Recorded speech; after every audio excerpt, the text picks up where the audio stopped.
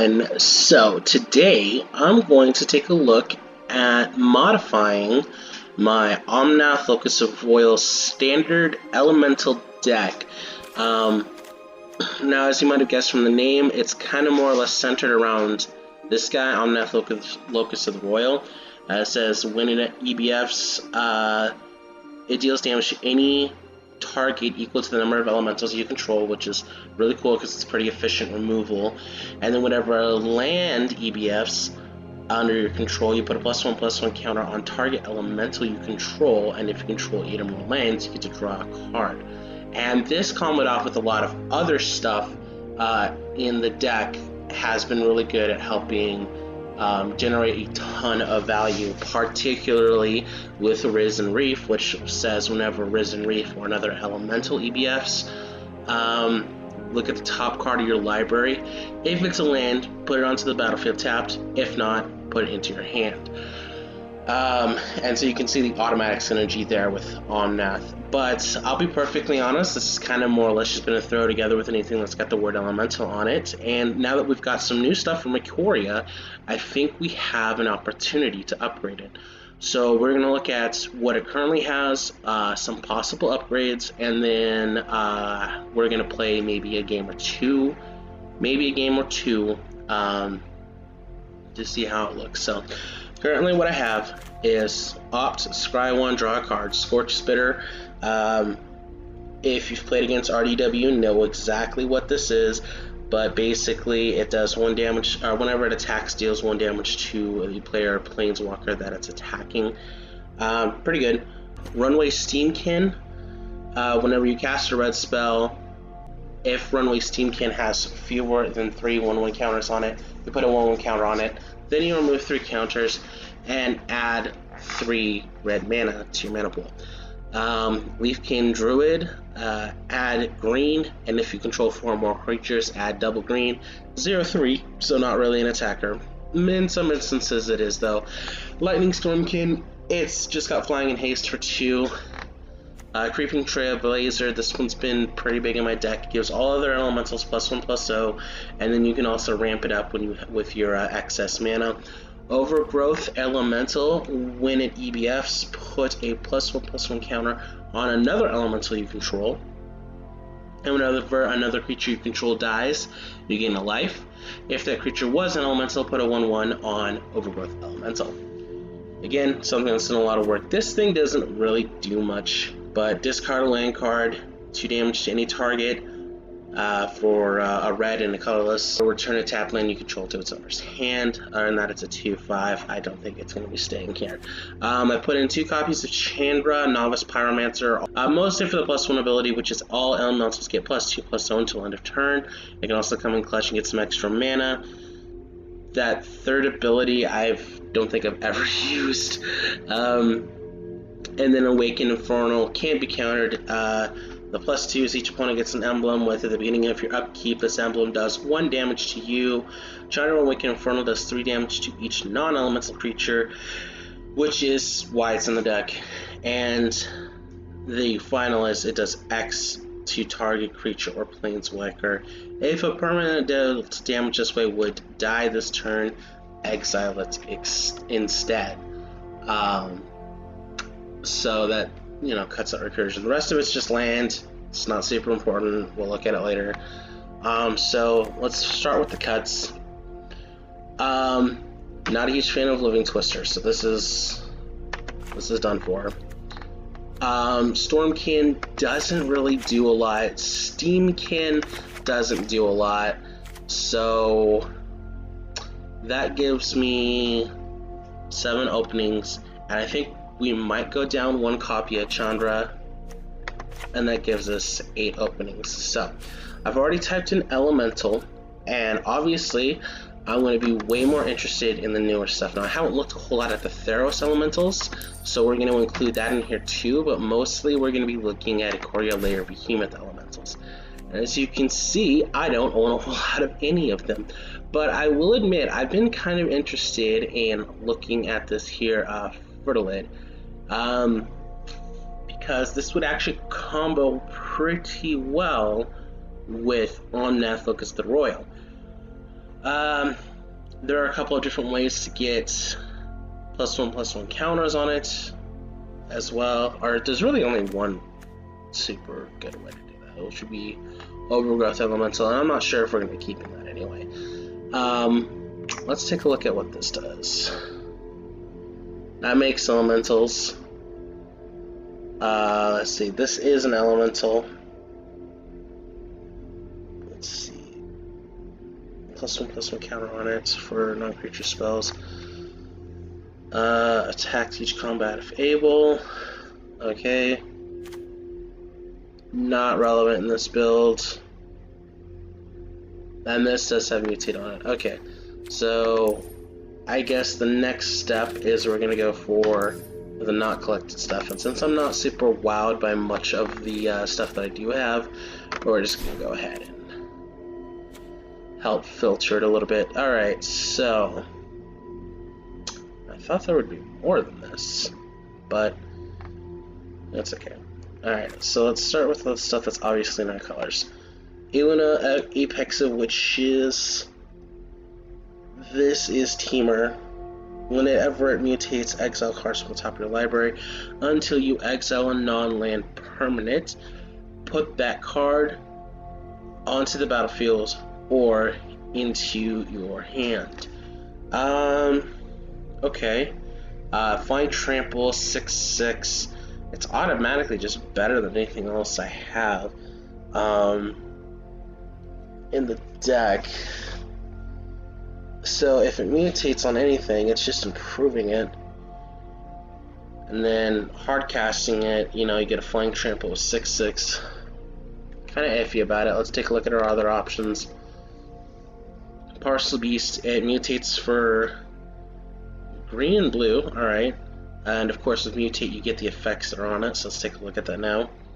Look at the top card of your library. If it is a land, put it onto the battlefield. If you don't put that card into the battlefield, put it into your hand. Yeah, that works really well in this particular strategy. Now, the question is, yeah, I can get a whole playset right now. So we'll craft those. And I don't see us really hard casting it. I see it just mostly being mutated onto other stuff. Because it improves Risen Reef, makes it a lot less vulnerable. It improves Trailblazer, it improves just about everything. The only thing that I wouldn't put it on top of would probably be Omnath. And with Omnath, it just kind of combos in an insanely rude way. Let's see, you can technically go in this deck, but you're a companion, and I'm not going to use companion in this particular deck. You can't fit in this deck, nor can you. IV Elemental, EBFs with X11 counters on it, not that impressive. Alright. This creates elementals that to be sacrificed. That would still be a pretty decent removal spell option, though. Either that or something else finish the game. I wouldn't mind messing around with 1 or 2 copies of that. But I'd rather open it than waste my few rares.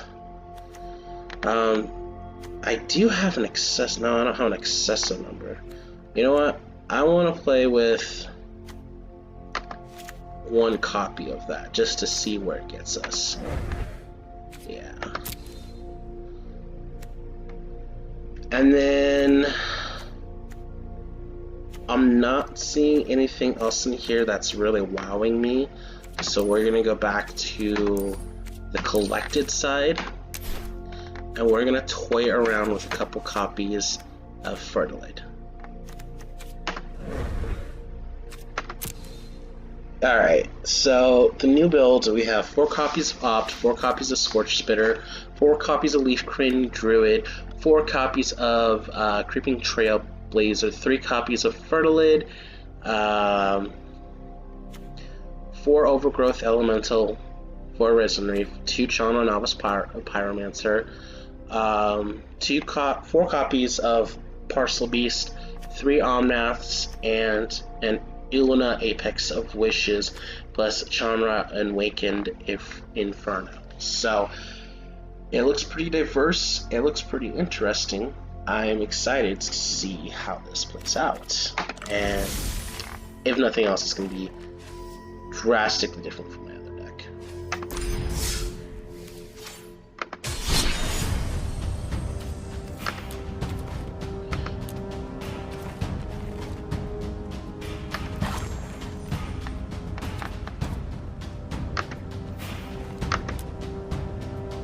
Alright, so we got the elemental deck loaded up. Let's see this.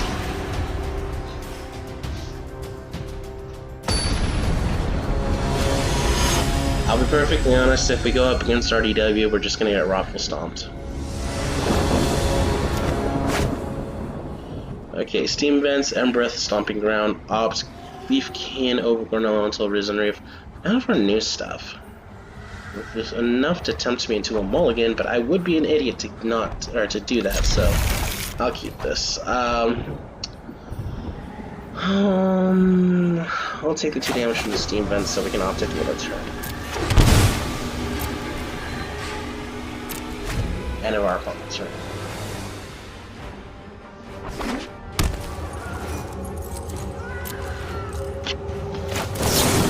Bots.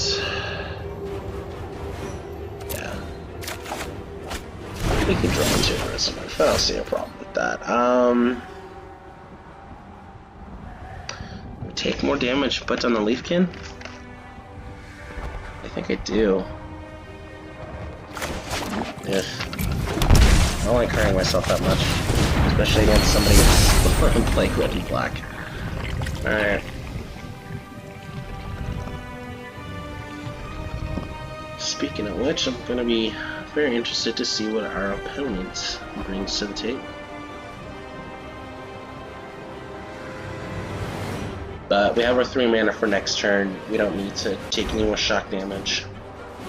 So we'll probably put the Stomping Ground down. And I'm thinking Risen Reef, just because it gets the whole engine going.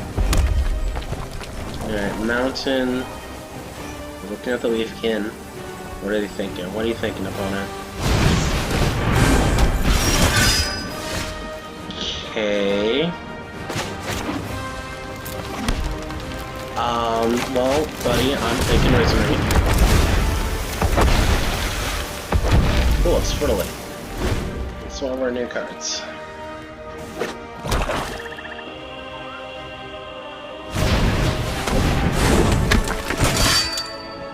Is this whole deck just unblockables? I'll take 3. I'm not ready to sacrifice those just yet. We can get some pretty cool value. Alright, so Castle Embereth down. We will put down a Scorch Spitter. Yeah, that's right, I already have a mountain. That's sweet.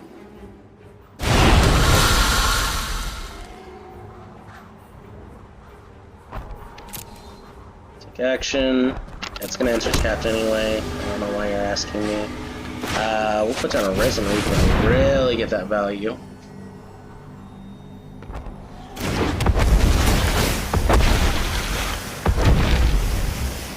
Take action.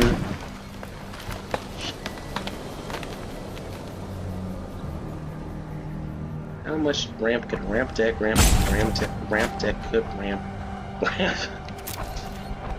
I don't know, dude. Okay, no attacks this turn.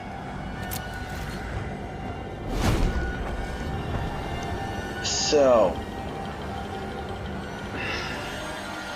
we're taking 2 in the air for sure, for a multitude of different reasons. No, actually just because it has flying. And I think we're just gonna take out the Rimrock with our Risen Reef.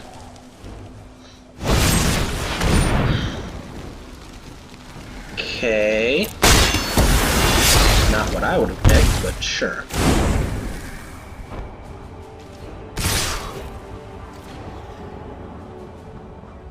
Yeah, we'll take it out the Risen Reef.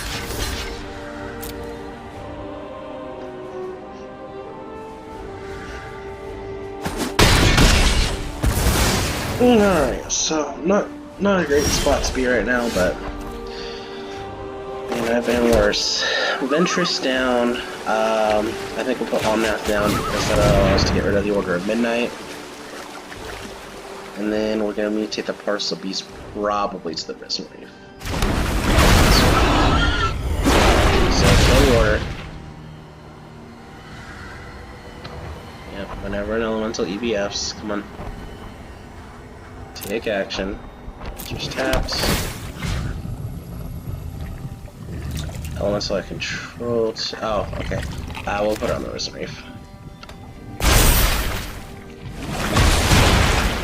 Take that boy out. Mutate onto the Risen Reef. Put it over.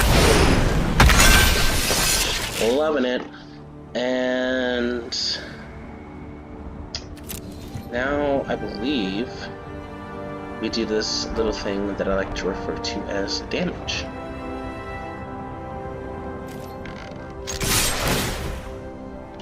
Not much, just 5. I mean, that's a quarter of my life total, but that's still not the most amazing thing in the world.